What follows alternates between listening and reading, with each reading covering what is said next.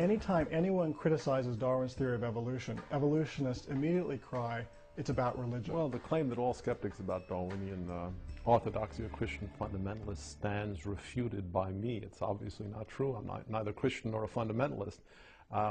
But lots and lots of people are skeptical in the scientific community.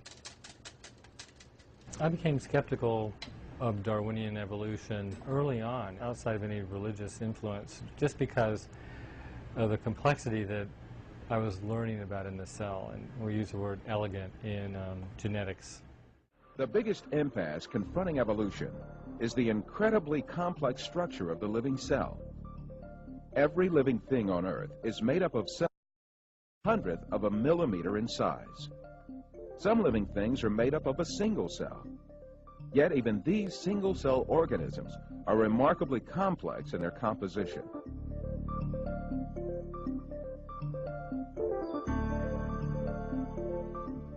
They have complicated functions to survive, and even little motors to move.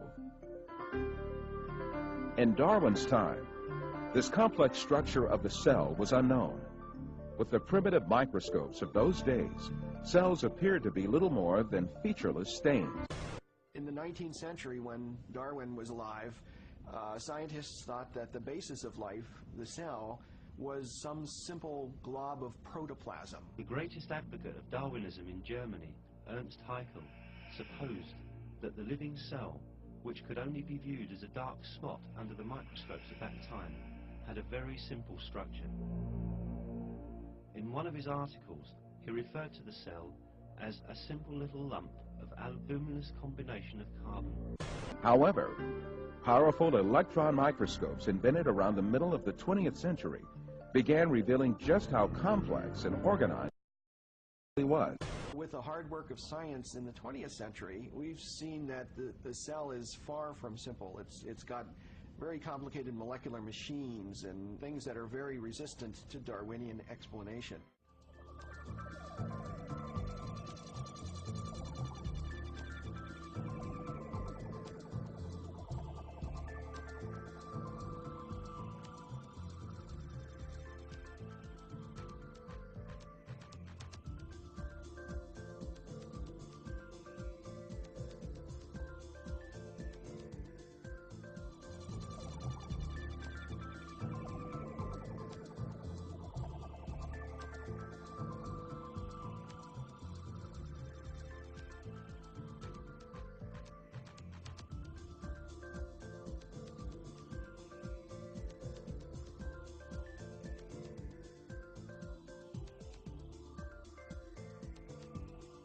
Cell may be the most dynamic.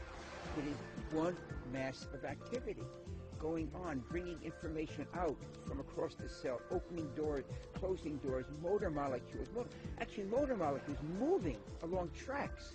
It is probably one of the most dynamic physical systems in the universe.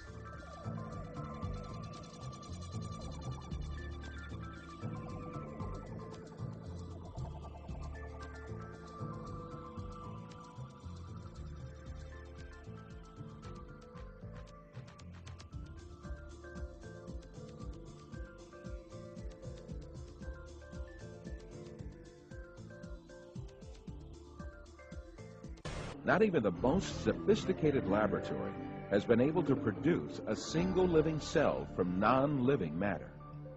Indeed, this is fully acknowledged to be impossible, and efforts to produce living cells from non-living matter have been abandoned. But the theory of evolution claims that this system, which man with all his intelligence, knowledge, and technology cannot succeed in reproducing, came into existence by chance. Fred Hoyle, a famous English mathematician, expressed the impossibility of formation of higher life forms without a creator.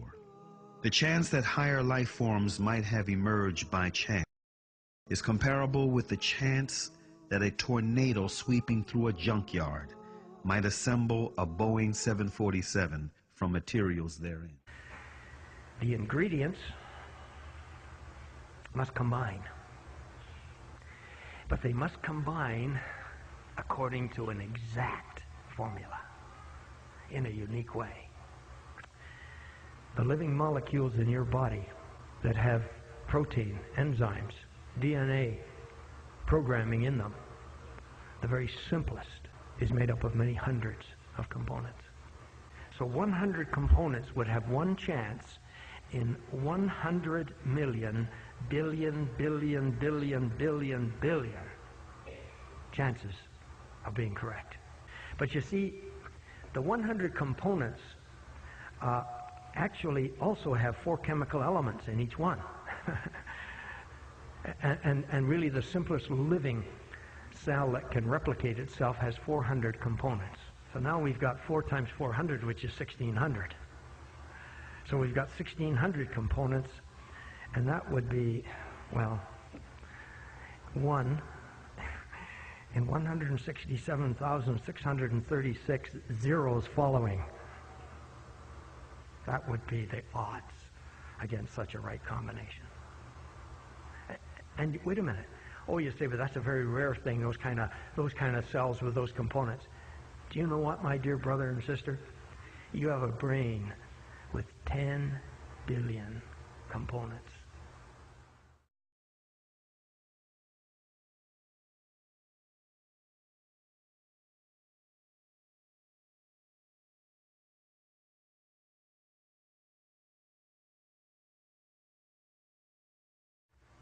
$11 components.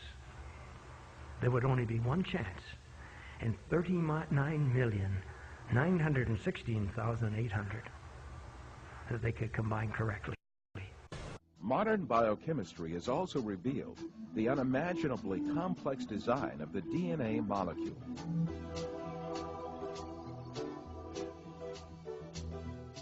The structure of the DNA molecule was discovered by 2 scientists, James Watson and Francis Crick, in 1955. Their discovery demonstrated that life was much more complex than anyone had previously envisioned. Himself a confirmed evolutionist, Francis Crick, who received a Nobel Prize for this discovery, came to confess that a structure like DNA could never have emerged by chance. Think of a cell as being a nanofactory, a factory where on a very small scale, digital instructions are being used to make the components of the factory. Here we have the famous DNA double helix. You can see the 2 helical strands that are intertwined and wind around each other on the outside of the molecule. This is the material that stores all of our genetic information. In higher life forms, this will be the equivalent of something like a gigabyte of information stored in the molecules that form the individual chromosomes, all packed within the nucleus, which is a tiny fraction of the entire cell size. So what does DNA do? Well, the information in DNA ends up providing the information for sequencing the amino acids to make protein. We have information in a 1-dimensional form that provides the information for a 3-dimensional form. If we attempt to write down the information in the DNA, this would take up approximately 1,000,000 pages.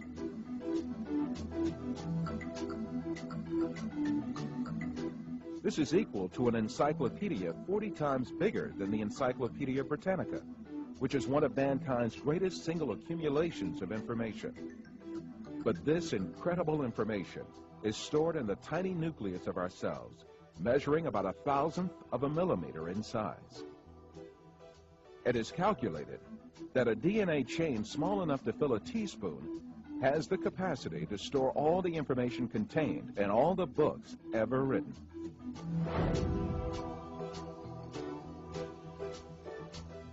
Of course, such an amazing structure could never have been. The theory of evolution, which sees life as the result of mere coincidences and haphazard happenings, is helpless to explain anything in the face of the incredible complexity of DNA. The information that is stored in the DNA molecule is pointing back to a designing intelligence. Now, why do I say that? It has to do with what we know about the cause and effect structure of the world.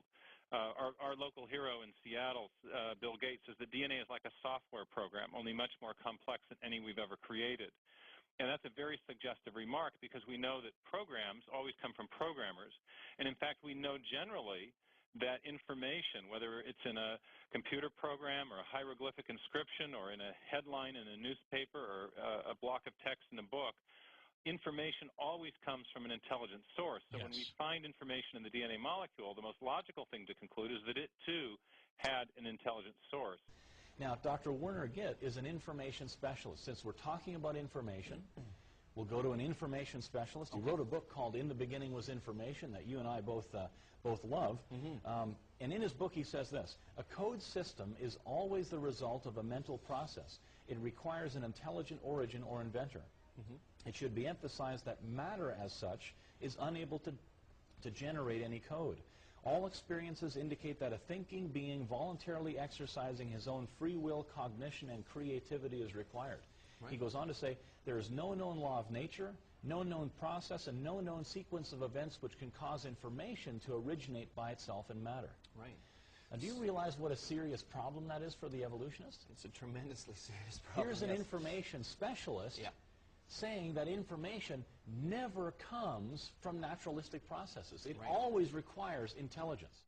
A living cell is comprised of thousands of tiny parts that work in harmony. To make a comparison, within the cell, there are power stations, high-tech factories, a complex data bank, huge storage systems, advanced refineries, and a seemingly conscious cell membrane that controls what enters and leaves the cell. In order for the cell to survive, all of these organelles have to exist at the same time.